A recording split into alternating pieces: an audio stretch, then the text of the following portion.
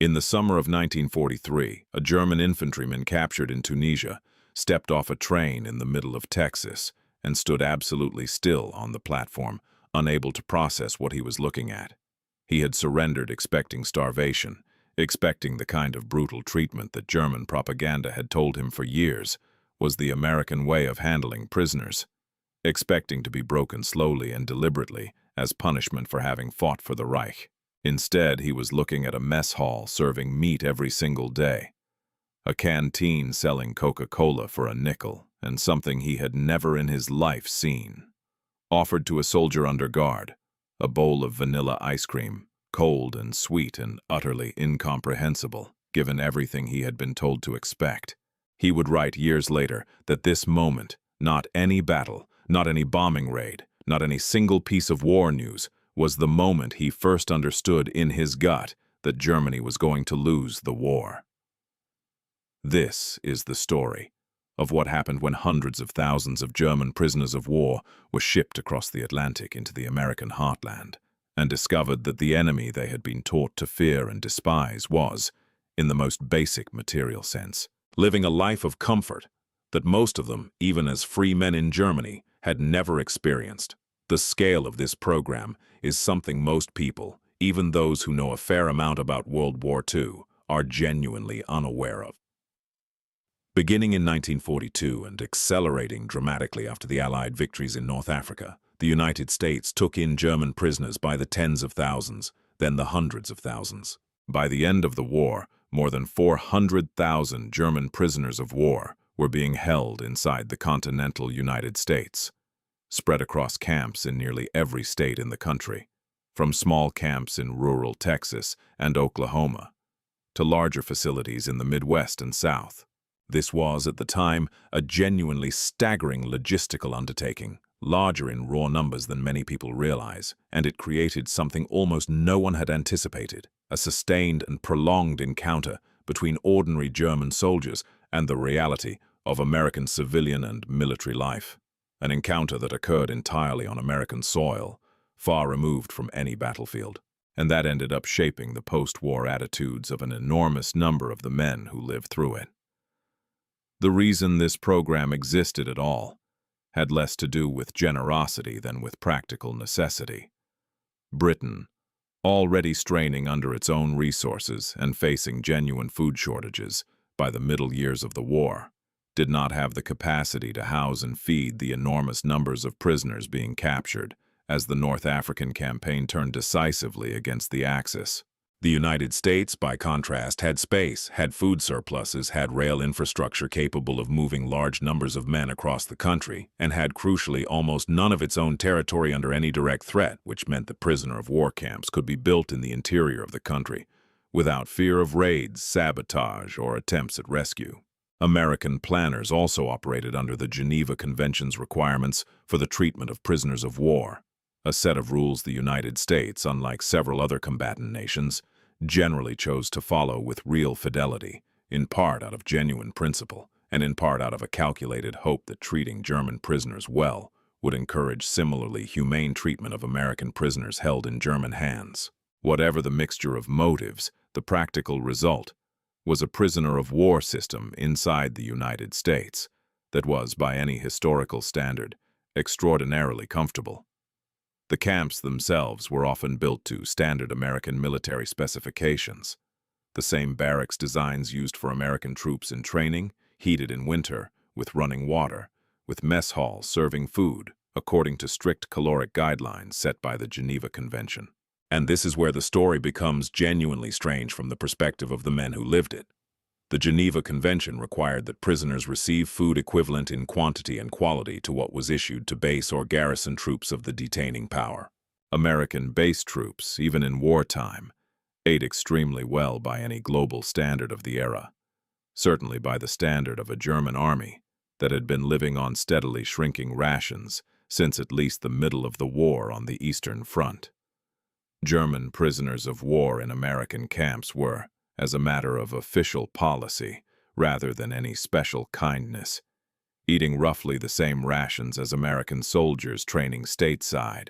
which meant regular meat, fresh vegetables when available, bread, and often, depending on the camp, small luxuries that had simply become unavailable in wartime Germany for anyone, soldier or civilian. A German prisoner held at a camp in the Texas Hill Country later described his first meal in American custody in an account preserved in a post-war interview collection focused on the prisoner of war experience. He said that the meal included more meat on a single plate than his entire squad had received over the course of an average week fighting in North Africa, toward the end of the campaign there. He said he initially assumed it was some kind of trick, a special meal, designed to be shown to a small group of new arrivals for propaganda purposes, and that it took several days of watching the same quality of food served consistently, day after day, before he accepted that this was simply how the camp operated, as a matter of routine. He said the psychological effect of this realization was profound and destabilizing in a way that pure hardship would not have been. Hardship, he said, he had been prepared for. Abundance, offered without any evident political motive, was something his entire wartime understanding of the world had not equipped him to process. The canteens attached to many of these camps became, in the recollection of numerous prisoners, one of the most quietly devastating features of the entire experience. Prisoners were often permitted to earn small amounts of camp scrip through labor programs, working on nearby farms or in camp maintenance roles, and that scrip could be spent at a camp store, stocked with items that had simply vanished from civilian life in Germany years earlier. Chocolate, cigarettes in quantities far beyond wartime German rationing, and in many accounts that survive from former prisoners, Coca-Cola, sold cold in glass bottles, for a price that amounted to almost nothing by American standards, and that represented, for many of these men, the first taste of the product they had heard about, but never actually experienced, since Coca-Cola distribution inside Germany had been severely disrupted by the war. One German prisoner, in a memoir published decades after the war for a specialized readership of military history enthusiasts,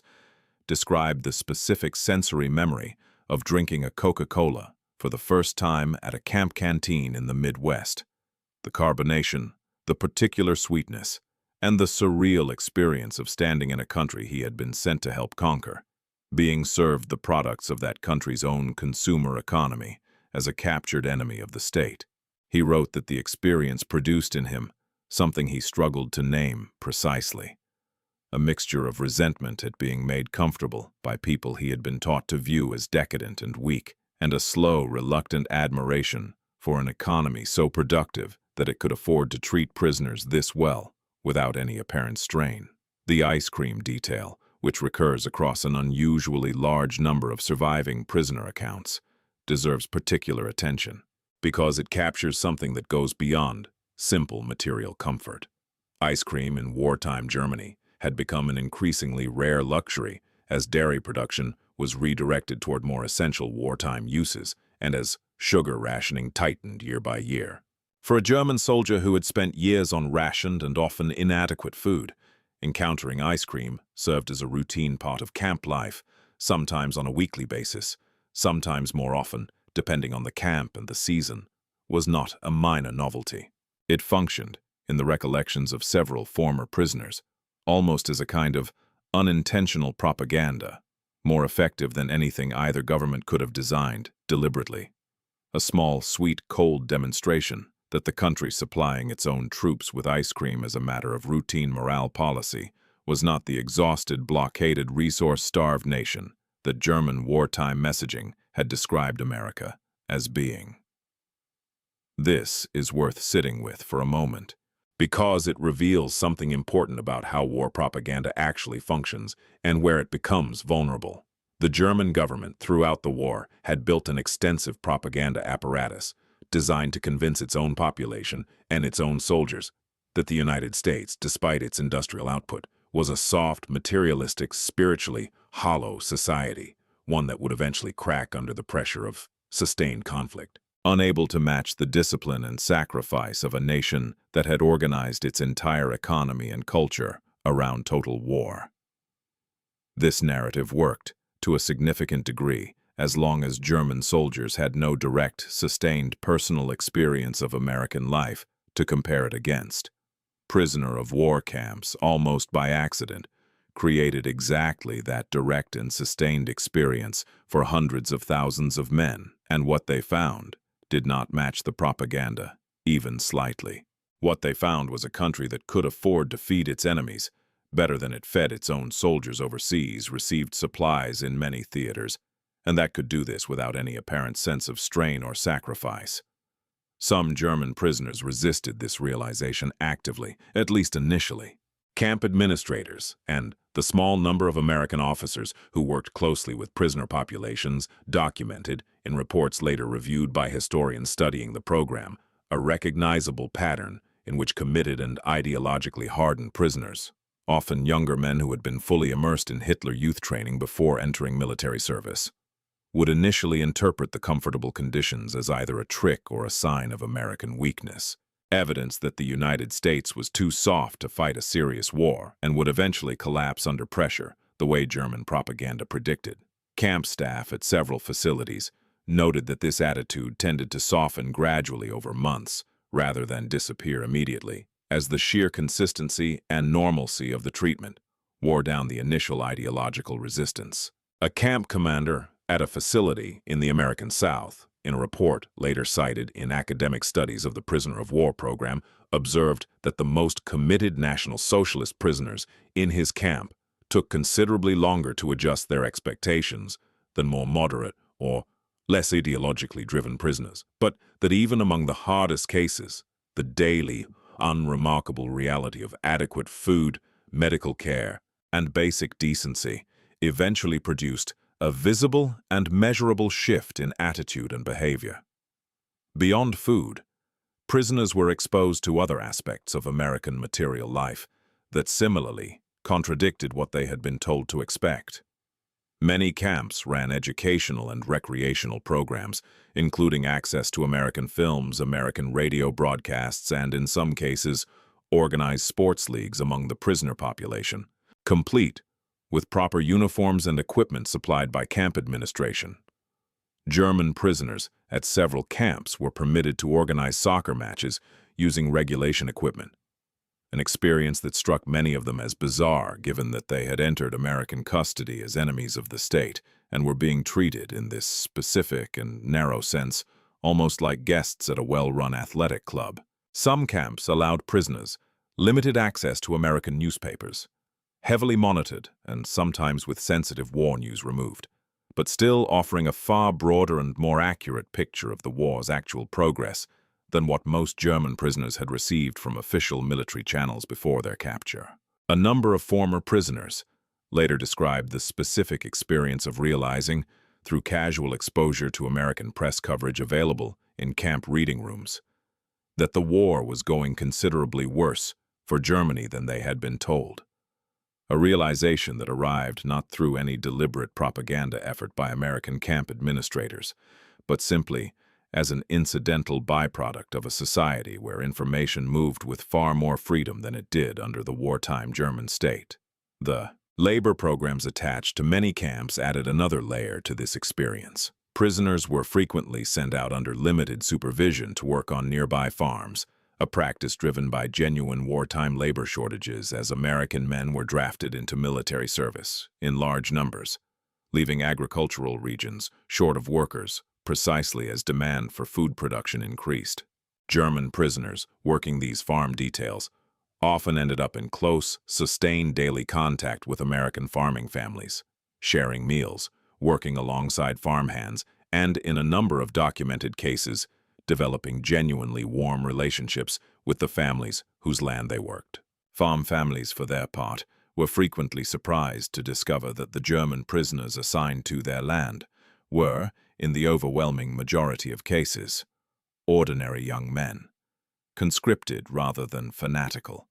homesick rather than dangerous,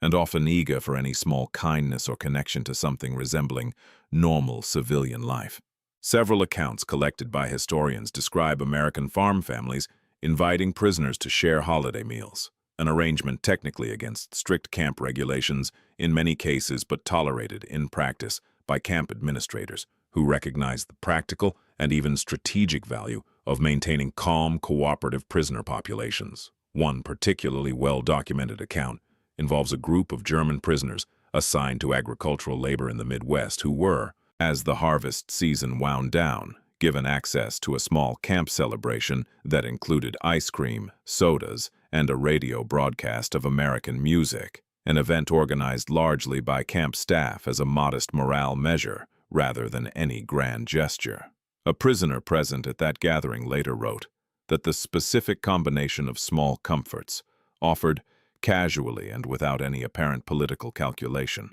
produced a strange kind of grief in him, not because the gesture itself was significant, but because it forced him to directly compare the ease and abundance of the moment against the deprivation he knew his own family was experiencing back in Germany, where rationing had become severe and where even basic staples were increasingly difficult to obtain. He wrote that eating ice cream as a prisoner of the enemy, while imagining his mother standing in a ration line back home, was one of the more psychologically disorienting experiences of his entire captivity, more disorienting in its own way than combat itself had been. The psychological effects of this sustained exposure to American comfort did not remain confined to individual private reflections. Historians who have studied the German prisoner of war program inside the United States have noted a broader pattern in post-war West German society. A disproportionately large number of former prisoners who returned home after the war, with markedly more favorable views of the United States than the general German population, views that in some documented cases directly influenced the strong pro-American, pro-Western orientation that characterized significant portions of West German political and civic life during the early Cold War period. This is not to suggest that comfortable prisoner of war camps single-handedly reshaped post-war German political alignment, an enormously complex outcome driven by many larger historical forces. But historians studying the specific experience of returning prisoners have consistently identified the material shock of American abundance, experienced firsthand rather than through propaganda in either direction, as a meaningful and recurring factor in shaping the personal political sympathies of a significant number of men who had spent months or years as prisoners inside the United States. There is also a simpler, more human dimension to this story that deserves attention alongside the broader historical analysis. For many of these men, the experience of being held prisoner in the United States, whatever its strategic or political significance, represented the safest and most physically comfortable period of their entire wartime service. Men who had survived the brutal fighting of the Eastern Front, the deserts of North Africa, or the grinding attrition of the Italian campaign, found themselves almost overnight removed entirely from combat. Guaranteed regular meals, provided basic medical care, and given access to small luxuries that would have been unimaginable just weeks earlier, while still in uniform on an active front. Several former prisoners, in later interviews and memoirs, expressed a complicated and sometimes uncomfortable gratitude for this reprieve, aware that their own survival and relative comfort came at a moment when countless fellow soldiers were dying in increasingly desperate and hopeless fighting as the war turned decisively against Germany on every front. This awareness produced, in a number of documented cases, a specific and recurring form of survivor's guilt among former prisoners, a sense that eating ice cream and drinking Coca-Cola in a quiet American camp while comrades elsewhere were dying represented a strange and difficult kind of luck that many struggled to reconcile emotionally even decades after the war had ended. By the time large-scale prisoner repatriation began in earnest after the war's end, the population of German prisoners who had spent extended time inside the American prisoner of war system had collectively experienced something that very few other groups of German citizens experienced during the entire conflict: sustained, direct, unmediated contact with the actual material reality of American life, unfiltered by wartime propaganda from either side. What they found contradicted years of official messaging about American weakness and decadence, and it did so not through any dramatic revelation or single defining moment,